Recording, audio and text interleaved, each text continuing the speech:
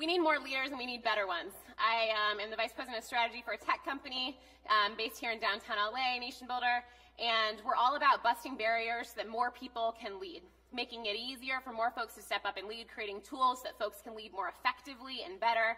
That's our jam, whether you're starting a nonprofit or growing a business or running a company, right? Growing a movement. That's what we've been seeing in the last year. And so I think about leadership a lot. I think about what makes good leaders and who can lead and all of it. The World Economic Forum actually stated, you guys might have seen this a couple years ago, that the leadership deficit facing our global community is the #1 problem we have to face as humans right now. That we're facing all these unprecedented challenges, right? Climate change, rapidly changing technology, which means a need for rapidly changing economies, accelerating inequality, like you name it, we've got it. And people have to step up and innovate and make things to face that, right? We need more leaders. And we need diverse leaders. And the World Economic Forum was naming, we just don't have them. Currently today, we don't have enough. We need more leaders. So the place I went was, oh cool, we need more leaders. Then what about the gaps? What about all the places where people are showing up to lead and are consistently suppressed? That leadership's consistently suppressed. So people of color, folks that identify as LGBTQ, frankly, anyone not born into wealth and privilege is underrepresented in leadership. But after the March last year, the place I went was, what about women? What does it look like for women? The way that they've been systematically underrepresented. So I go deep. Anybody here that knows me, and some of y'all do, because we invited friends, know that I don't like research anything like a little bit. I get like pretty obsessive. So like imagine me, you know, sitting at my computer doing research on all this stuff, like hundreds of tabs open, multiple computers, surrounded by half-drank glasses of water because I'm crazy and haven't left in 3 days. You know what I mean? Like that's what we've got going on. And I'm in it, I'm like doing the thing, and I just kept getting distracted. Distracted in a way that wasn't normal, not like I wanted to Netflix and chill, like distracted like sad. You know, I kept having these like flashbacks basically to my own experiences of leadership.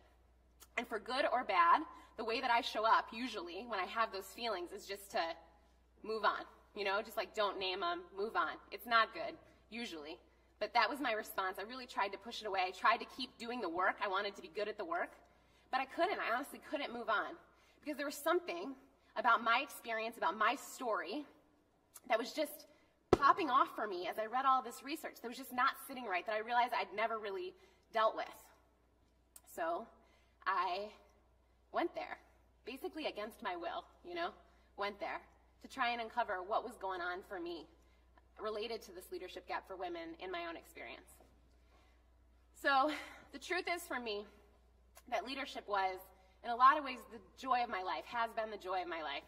When I was 23 years old, I got called up to lead this national organization that I did a bunch of campus organizing for and helped found called the Roosevelt Institute.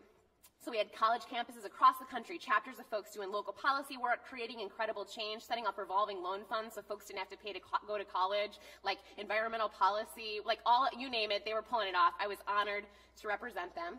And like a lot of executive directors, that meant on the day-to-day, raising money for them. You know, I was going out in the world trying to resource them, like make sure that money never slowed them down, get them whatever they needed. And I loved that job. I felt lit up by doing that. I felt honored to do it. Incredible. Those people are my family. This is my community to this day, right? But in other ways, frankly, I was 23 years old and I was good at the work, but not prepared for the context in which I was leading, this kind of stuff that was going to fly at me, you know? And I was ill-equipped, I think, to deal with a lot of that. In a lot of ways for me, leading was kind of shitty. I didn't know what to write on the slide. You can laugh. Shitty's a funny word. It's on a large slide. It was, though. I mean, like, all the good stuff, totally, and also just like a barrage of feedback and advice about me and how I showed up and the way that I looked and how the way I looked made people feel. Advice about whether my voice was nice or I should be girlier with male donors or I should lean into the fact that I was 23 and blonde to get a bigger check, or the idea that, you know, I wrote a book proposal once, and I remember the guy being like, yeah, I think that we should greenlight this because you'd be great on a book tour. You're just like apple pie. Don't even know what that means. Like, it was just this constant barrage of feedback, basically. Was I too tall? Did I make men uncomfortable? Did I need to be shorter? Did I need to, you know? So the problem was, I took it all real personally. And I think a lot of us do. I wasn't able to say, like, cool, that's helpful, cool, that's not about me. I took it real personally. I thought, I want to be better. I'm supposed to be representing these folks, this organization I care about. I want to be better for them. Kind of funny example of this, if you guys want to roll with me. The first time I did a nationally televised TV segment, I was a little nervous. And going in, and I was supposed to speak on this panel alongside 3 other PhD economists to like duke it out about who had better policy ideas or something, I don't know, high bar. And my call time was an hour and a half early. It was like really early. And so I show up really early. I'm like trying to be on my game, like show up with all the smartness that I'd tried to cultivate, right? They take me to hair and makeup, put the darkest black eyeshadow on me, wrap my hair, so much blush, you guys, a socially inappropriate amount of blush, and then push me out on stage basically 2 seconds later with these dudes that rolled up 15 minutes in advance to duke it out with me on TV. And I was just like, what's happening? You guys should watch it. They boo me a lot on that segment, so it's funny. I brought some pictures we can laugh at. This one, you can't really tell about the blush, so I also found a couple other more embarrassing photos. This last one, I'm just not having it. I'm just done. Okay, but I didn't wear makeup at the time very much. I didn't feel like myself, but I started to equate, for these reasons and all the others I named, my looks with how successful I was, that the world was gonna judge how successful I could be, where the ceiling was, how well I represented those people I cared about by the way that I looked, right? And I was taking it real seriously. I think I realized how far it had gone, actually, when I had a donor meeting. I remember running over there. I was an individual donor, clicking through New York, like trying to get up to this meeting, practicing in my head what the pitch would be. And I show up. He asked me to sit on his sofa. It's about a foot off the ground, so I'm like real low. You know, he's like towering over me, basically, this older gentleman. I start into the pitch. I'm really trying to sell him, trying to make him feel good, you know, like fire it up. And he kind of starts to smirk and laugh. I remember he smacked his lips, just smacked his lips in this way that was like strange. And I kind of leaned forward to see what was up for him. And he said, hey, you can stop. You can stop, because I'm going to give you the money, you know, whatever you want. The thing is, I don't want you to write a grant report for me. I actually am going to need you to come with me out of town to my country place a couple times a year, and like that's where the reciprocity is going to occur. And that was awful. It continued. Some of the nastiest things that anyone's ever said to me happened in that small office on that low couch. Real personal questions for 15, 30 minutes, a long time. And the thing that's most painful to me in retrospect about it is that I just sat there and smiled the whole time. I smiled at him, I nodded, I legit in my head thought, I need to leave here with him feeling good, and this is awkward, and I like want him to feel good because he could still donate, and it's a good cause, and I don't want to not be able to pay salaries and keep the lights on and give money to all these programs because I'm selfish. Because I'm selfish, and I felt guilty about that. So I just smiled, and I nodded, and I tried to leave there with him, feeling good. And I thought about it every day. I thought about it every day because I was ashamed for years about not doing something else. You want to go back in time and rewrite history. You want to be the kind of person when something like that happens to you where you like tell them what's up and you walk out. You want to do that. But at the time I was afraid. I was afraid to be in that small room on that low couch and do anything to upset him. I was afraid. I was guilty. I felt selfish. I felt ashamed. I felt like I needed to show up for other folks. I'm ashamed that I then went on for years talking to young people and calling them into leadership, and I never named it. I never mentioned this might be what's up for you. You might run into this. I never equipped anybody at the time because I didn't know there was anything to do. I honestly didn't know there was anything that I could do. I thought this is what comes with the territory. I didn't know there was anything to be done. And I didn't name it, and I never talked about it, and I punished myself. I equated my looks with my success, and I starved myself. And years later, I woke up and realized I had an out-of-control eating disorder, and I was punishing myself for not being better, for not looking better like somebody needed me to look. so that I could represent folks better.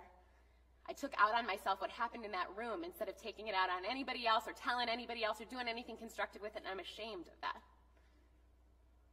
I didn't talk about it for a long time because it felt weak.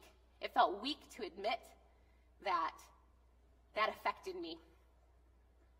And I thought other people would think I was weak for naming it, for talking about it, for complaining.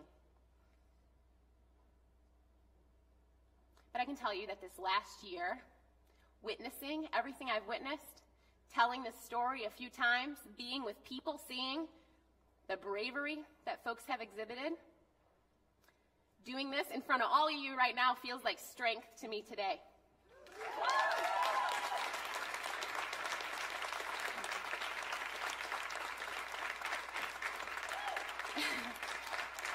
And folks know that we're here. I've told this a few times. The first time, it just broke me. The second time, I was like healing. And the third time, I feel like there's some hope in that. There's some hope in the fact that you name it, you get some strength.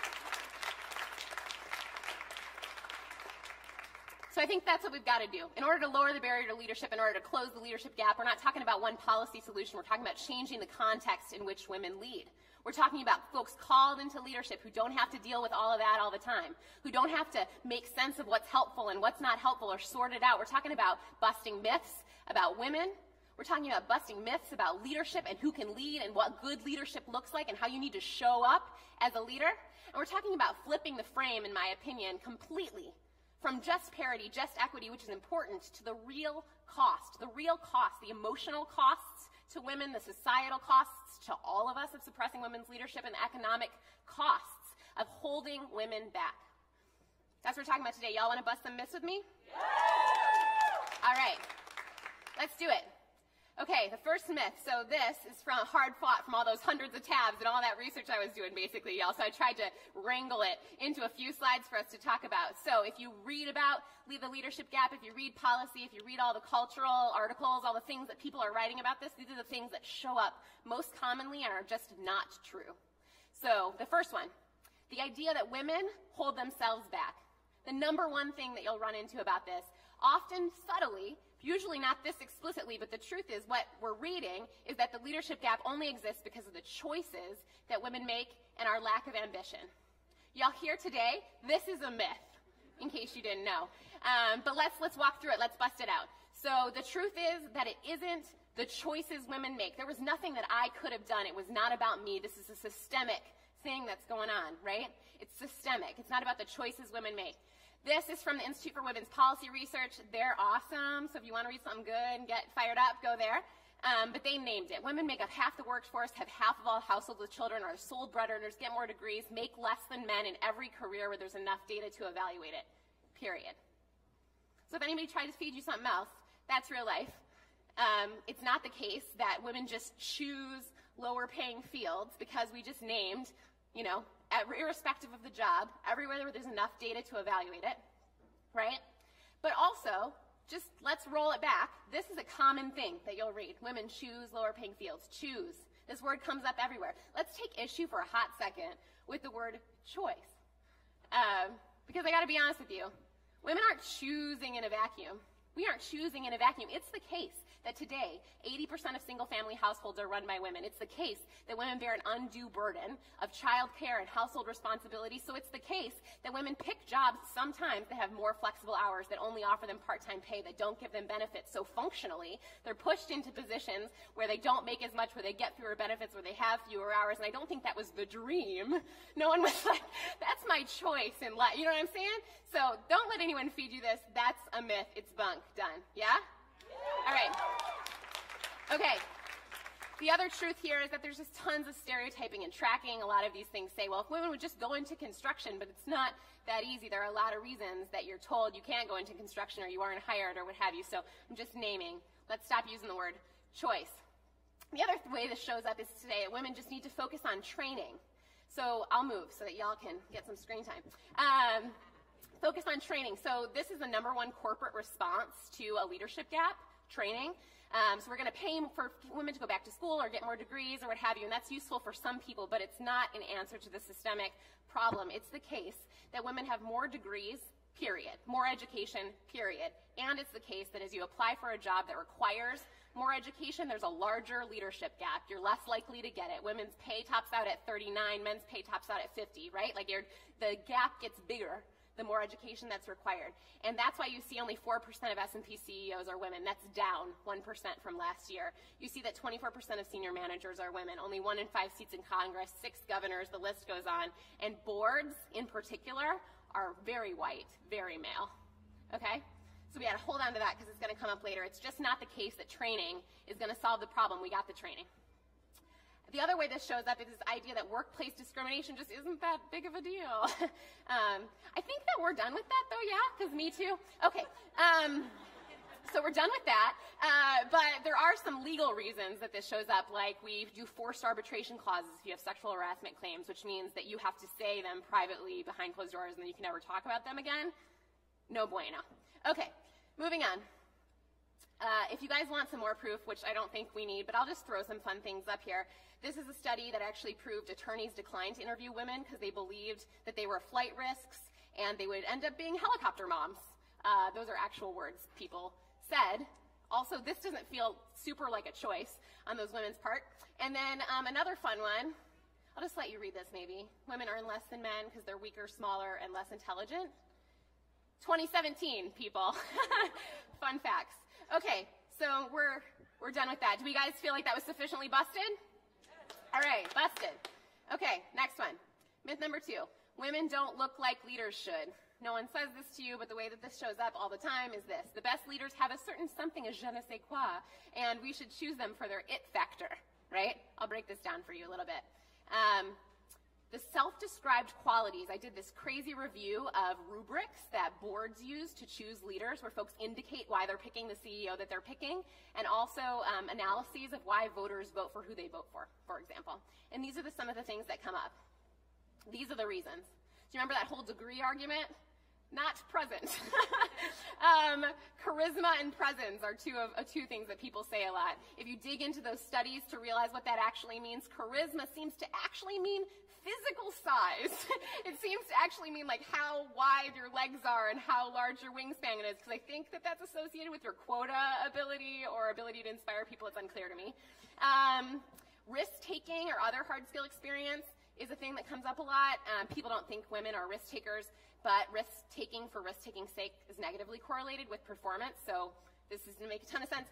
Hard skill experience, though, seems to mean hiring your CFO as your CEO because he can count, far as I can tell. The it factor is by far the #1 favorite that people cite. They have this it factor. Listen, you know, charisma gets you somewhere. I get it. It factor, cool. But when you dig into functionally what this means, it seems to be the reason people write down when they hire whoever they want. So yeah, maybe this is the reason why we have a leadership gap and women are underrepresented or what have you, because the truth is the #1 most predictive characteristic of who people hire, what do you guys think it is? Someone that looks like them.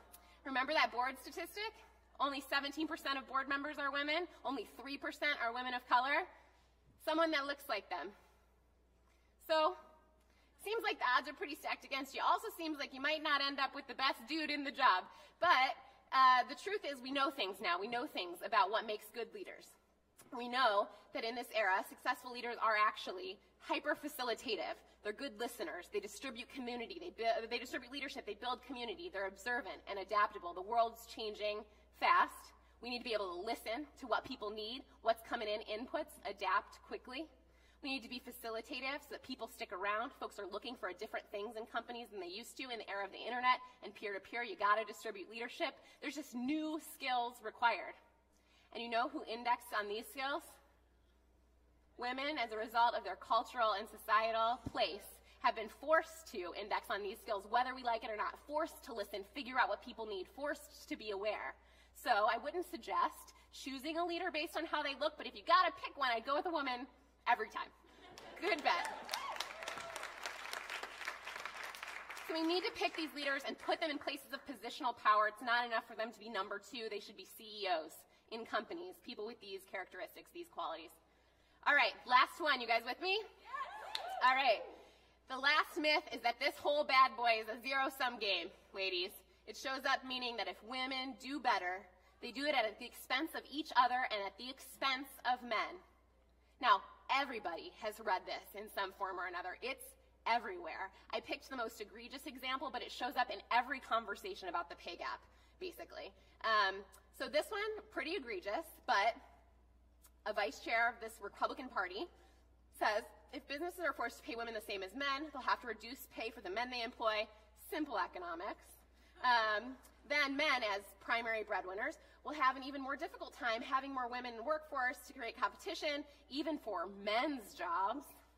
You guys. And that's bad for families and society. So, that's crazy. But if we're going to try and break down this whole lot of foolishness, I'm going to start right here, because I just told you that 80% of single-family households are headed by women. 50% of all households have working women in them. So if anybody's a breadwinner, I think women got that one down. So that's wild, just a wild, fun fact. Nice parenthetical. But the real problem here, the place that this shows up for us all the time, is this idea that this is all explained by simple economics. It's simple economics that if you pay a woman $1 more, a man gets $1 less, and that can't be good for anybody. But the truth is, that would be how an economy worked if the economy was right here, and I had $10, and everybody in my economy got one of them. Do you know what I mean? But that's not how economies work, right? We know that if you pay women more, they buy more things, which employ more people to create more jobs so more people have money. We know that if you give women capital, they create businesses and companies. If you invest in women, they build whole industries we've never thought about because we've systematically suppressed them. So,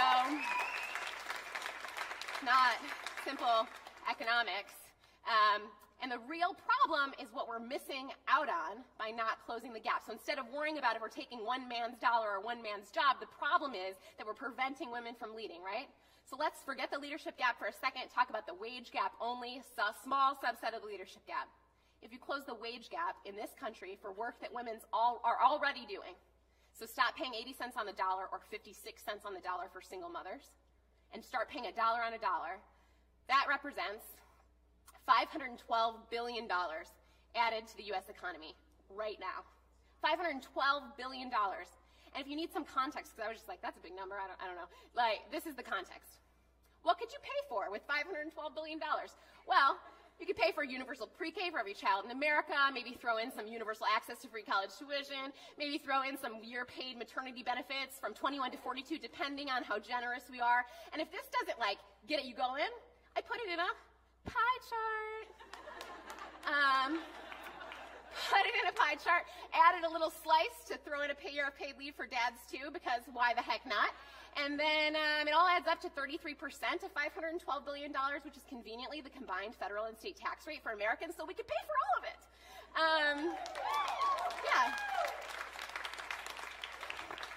So the truth is that it isn't, a decision about just taking $1 from a man, And the other truth is that $1 to a woman just isn't the same as $1 to a man. It's just not the same. Women spend their money differently. They invest in their children. They invest in education. They invest in their communities in ways that men don't. So if you're wondering what equal pay for one woman looks like, it looks like 1.5 years of food for her family, 11 months of rent. It looks like 7.5 months of mortgage and utility payments. So it's not just 80 cents on the dollar. That's not a big deal. And the other thing it looks like is lifting, woo, you guys, that was my favorite slide, lifting half of poor women and their families out of poverty.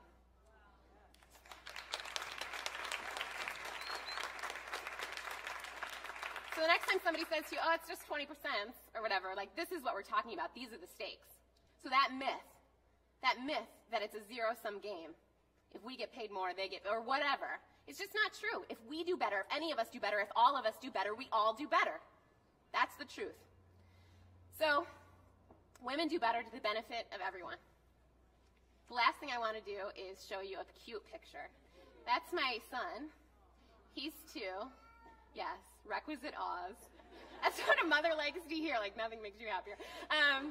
Yeah, he's real cute. This was in Italy. I think he picked me a flower just to make it a little cuter. But I put him up there because since I started doing this work and all this research and giving these talks, talking about, the fitness of women, especially in this moment, to be able to contribute, to be able to lead, the unique ability for women to be able to lead in this moment, the importance and urgency of that, numerous people have very sweetly said to me, yeah, but your son Jet, he's going to be a great leader too. He's going to be great. Okay, I mean, as if talking about the urgency of closing this gap, if you're talking about the importance of paying women for the work that they do, or talking about the importance of moving folks into leadership and have diverse representation in leadership somehow threatens him or discards him, you guys, he was born into a lot of privilege and he's very funny, so he's going to be fine. Like, I'm not worried about him, but it buys into this narrative that it's this zero-sum game. You know what I'm saying? That, oh, if I care about women, then I don't care about my own son? No, he deserves to live in a world where women are co-leading and creating it. He deserves to not have to bear these crazy social and emotional and societal costs, to not have to bear the economic burden as a result of suppressing women's leadership. He knows that if I have more, I make his life better. He gets toys and cookies, and it's lovely. He already knows that. He's 2 years old. He's not confused. He's not confused. The truth is that he deserves an opportunity to lean into a world that busts all these myths where we are all still confused about this and fighting over this little stuff, and realize that the real risk is missing out on the leadership of women. That's the risk. In my opinion, that's the cost of the gap. Thank y'all.